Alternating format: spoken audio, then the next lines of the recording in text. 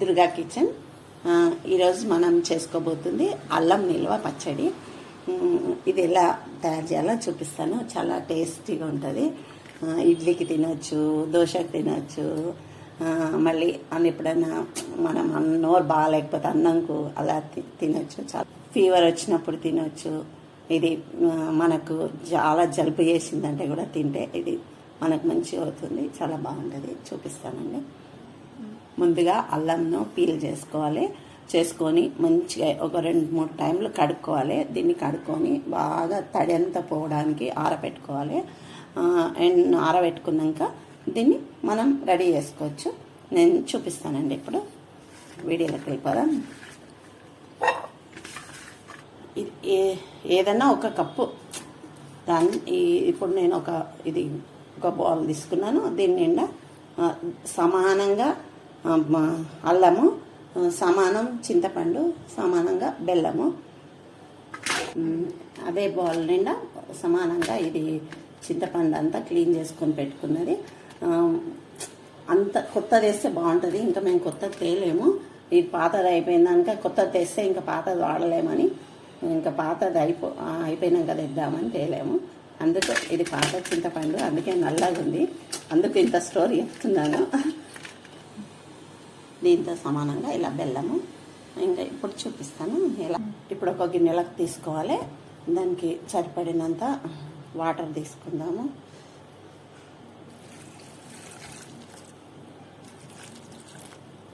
ఇది బాగా నీళ్ళంతా పోయిందాక ఉడికించుకోవాలండి.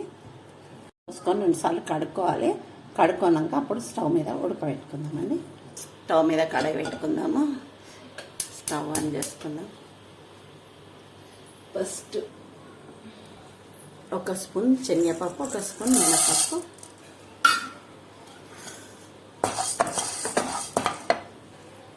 1 స్పూన్ మెంతులు,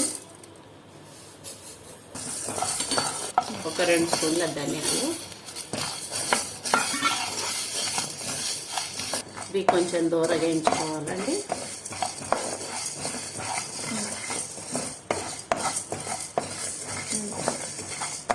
ఇవి కొంచెం కలర్ చేంజ్ అయినాయి కదా, కొంచెం ఒక బౌల్లోకి తీసుకుందామండి. అది ఆయిల్ తీసుకుందామండి. ఇది నువ్వుల నూనె కానీ పల్లి నూనె కానీ చేస్తే బాగుంటుంది. నేను పల్లి నూనె ఉందండి, పల్లి నూనెతో చేస్తున్నాను. మనం క్లీన్ చేసి పెట్టుకున్న అల్లం ఉంది కదండి, పొలుతుంది. అది అల్లం యాడ్ చేసుకుందాం. దీన్ని బాగా ఫ్రై చేసుకోవాలి, ఇలా ఉడికించుకోవాలి. చింతపండు ఇలా ఉడికించుకోవాలి. ఇంకా ఉడకాలండి. ఇంకా నీరు అంతా వాటర్ అంతా దగ్గర కావాలి. ఫ్రై చేసుకోవాలి, అల్లం ఫ్రై చేసుకోవాలి. ఇది వాటర్ అంతా తీసేసుకుందండి. దీన్ని కొంచెం చల్లార్చినాక మిక్సీ పట్టుకుందాము. ఇలా వేయించుకోవాలండి, ఇలా ఫ్రై చేసుకోవాలి. ఫ్రై అయినాక దీన్ని ఇది కూడా చల్లగా అయిపోయినాక మిక్సీ పడతాము. అప్పుడు చూపిస్తున్నాము. మనం ధనియాలు అవన్నీ వేయించి పెట్టుకున్నాం కదండి, అవి పౌడర్ చేసుకుందాం. ఫస్ట్ ఇలా మెత్తగా పౌడర్ చేసుకోవాలండి. ఇలా మెత్తగా ఉండాలి. ఇది ఒక దాంట్లోకి తీసుకున్నాము. ఇదే జాలకి అల్లం వేసుకొని, ఇదే జాలకి అల్లం వేసుకొని మిక్సీ పట్టుకుందాం. ఇలా మెత్తగా పేస్ట్ వేసుకోవాలి అల్లము. దాంట్లోకే బెల్లం యాడ్ చేసుకుందాం. బెల్లం 2 కలిపి మిక్సీ పట్టుకుందాం. ఇంకా కొంచెం వెల్లుల్లిపాయలు వేసుకున్నాము.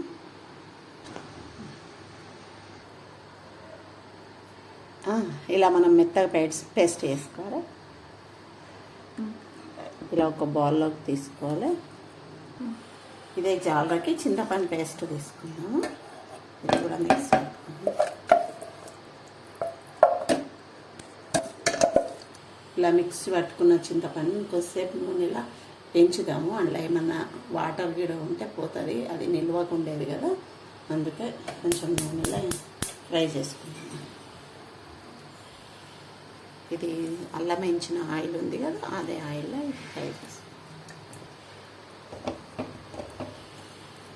ఇలా ఫ్రై చేసుకోవాలండి.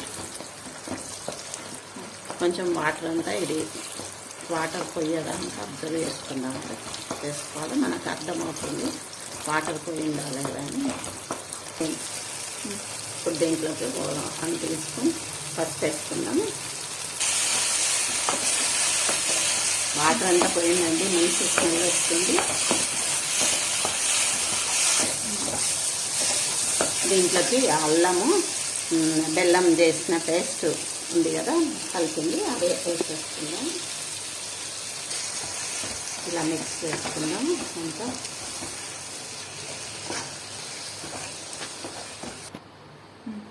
ఇలా మిక్స్ చేసుకోవాలండి. ఇది మిక్స్ అయిపోయింది కదా, ఇది బ్లాక్ అనిపిస్తుంది, ఇది పాత చింతపండు కదా, అందుకే ఏ బాల్తో అయితే మనం అన్నీ తీసుకున్నామో దాంతోనే ఒక 3/4 కప్పు వరకు కారం పొడి తీసుకోవాలండి. ఇంత కారం తీసుకున్నానండి, హాఫ్ బాల్ ఉంది, అంత కారం తీసుకున్నాను.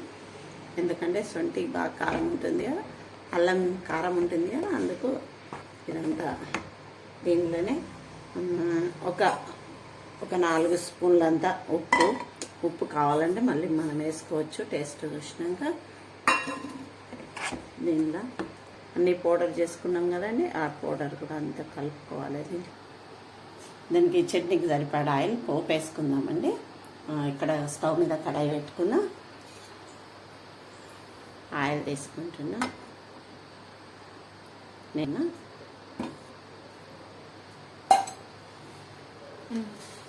దీంట్లో 1 టీ స్పూన్ ఆవాలు,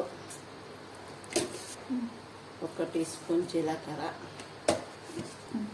ముందుగానే కొంచెం కచ్చపచ్చ దంచుకున్న వెల్లుల్లిపాయలండి. అందులో వేసుకుంటే కొంచెం ఫ్రై అయితే ఇది చట్నీలో కలిపితే నోటికి తగిలితే మంచిగా టేస్ట్గా ఉంటుంది. అందుకే ఇవి ఇలా దంచి ఉంచుకున్నాను. ఇలా వెల్లుల్లిపాయలు వేసుకున్నాను, కచ్చపచ్చ దంచిన వెల్లుల్లిపాయలు మీద అది వేసుకున్నాను.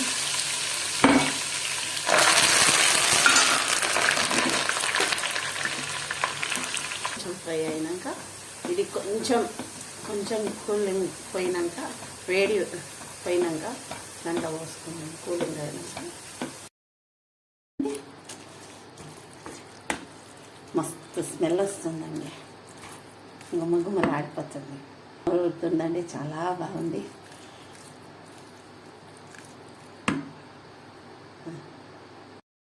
ఇది కొంచెం కూలింగ్ అయినాక ఈ జార్లోకి తీసుకుందామండి.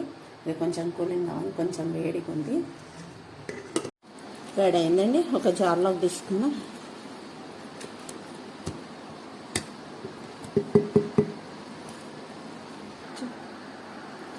రెడీ అయిందండి, చాలా బాగుంటుంది. ఇలా రెడీ చేసుకోండి. Subscribe, share, like, comment to Durga kitchen. Thank you.